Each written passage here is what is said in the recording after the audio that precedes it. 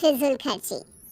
दुनिया की चकाचौंध को कौन नहीं एंजॉय करना चाहता, लेकिन क्या फालतू की मौज मस्ती में पैसा खर्च करना सही है?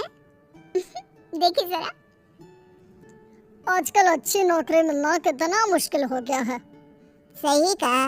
जहाँ भी जाओ तो केवल यही सुनने को मिलता है, फिलहाल जरूरत नहीं है। और अगर गलती से नौकरी मिल भी जाए तो उस तनख्वाह से 2 वक्त की रोटी भी नहीं खरीदी जाती। हाँ यार, ऊपर से रोज सुबह शाम घर वालों के ताने सुनकर ही पेट भरना पड़ता है। अब तो तेरा खाना बिना घर वालों के ताने सुने बिना पचता भी नहीं होगा, है?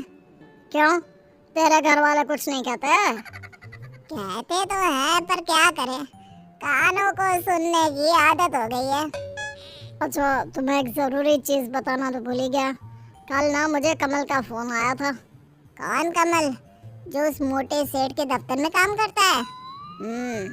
उसने बताया कि उसकी फैक्ट्री में कुछ काम है, उसे आदमियों की जरूरत है और तनख्वाह भी अच्छी है, तो चलते हैं क्या? अरे वाह, पूरे दिन भर में अब कोई अच्छी खबर जाकर मिली है।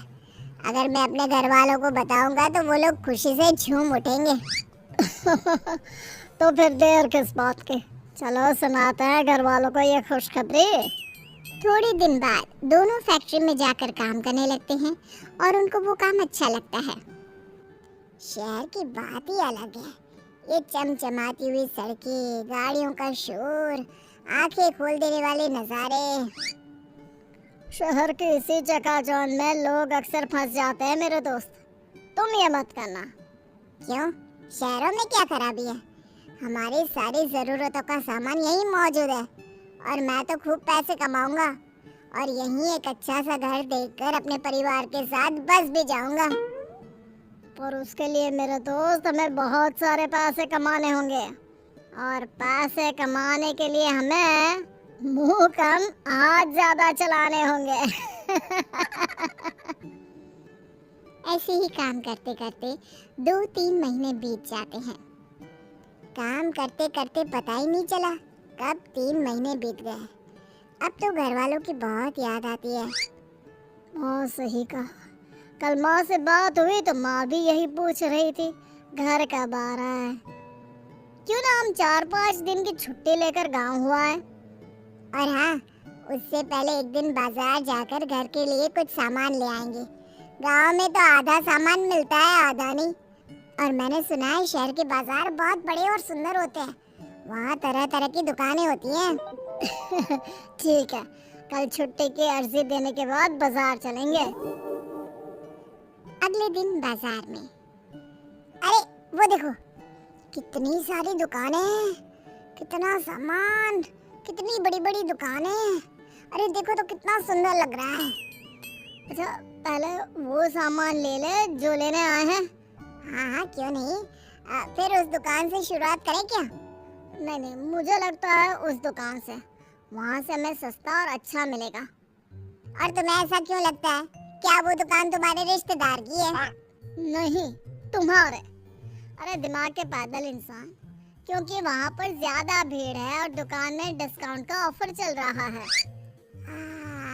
तुम्हें तो सब पता है यहाँ के बारे में। अब चलोगे भी? हाँ हाँ चलो। अरे बस भी करो, कितना सामान लोगे? चलो ना, उस दुकान में भी देखते हैं। सारा जरूरत का सामान तो हम ले चुके हैं, अब तुम्हें कौन सा सामान चाहिए? जब हम दुकान के अंदर जाएंगे तभी तो पता चलेगा कि हमारे पास क्या नहीं है। बस ये आखिरी दुकान है, इसके बाद सीधा घर चलेंगे, ठीक है? ठीक है पक्का। अब चलोगे भी अंदर? तुम्हें नहीं लगता कि तुमने आज काफी खरीदारी की है? मुझे तो और भी करनी थी, पर सोचा आज के लिए इतना काफी है। मुझे तो लगा कि तुम थोड़ी देर बाद मुझसे पैसे मांगने लगोगे। अरे वो तो मैं भूल ही गया था। मजाक कर रहा हूँ। फिर कभी आएंगे।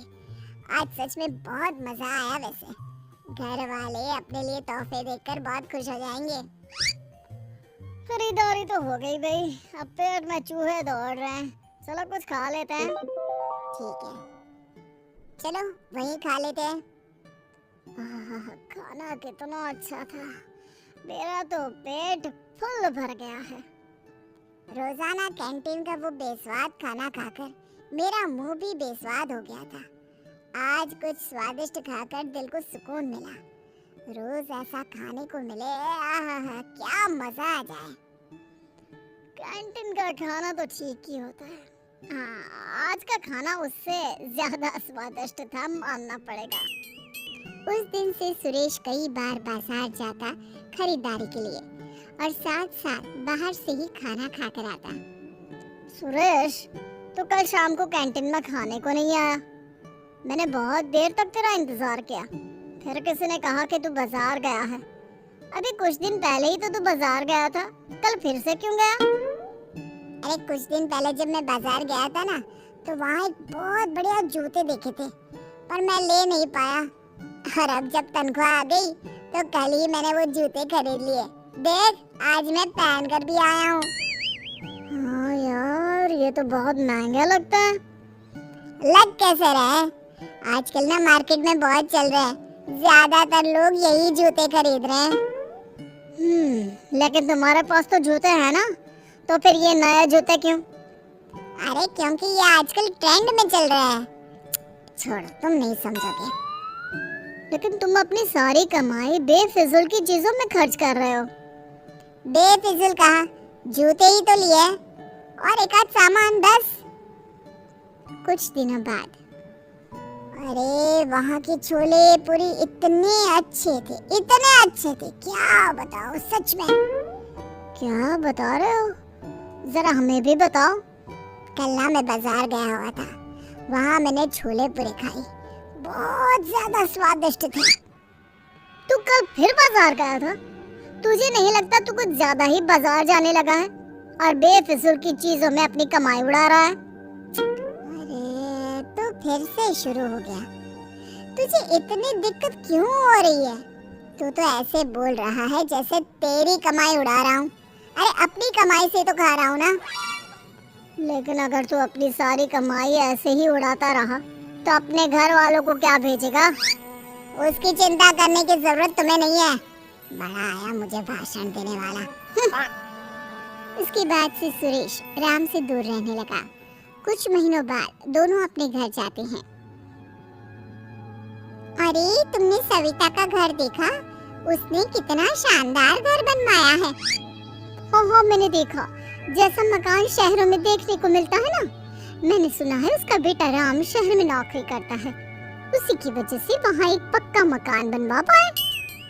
अब हर किसी की किस्मत सविता की तरह थोड़ी ना है।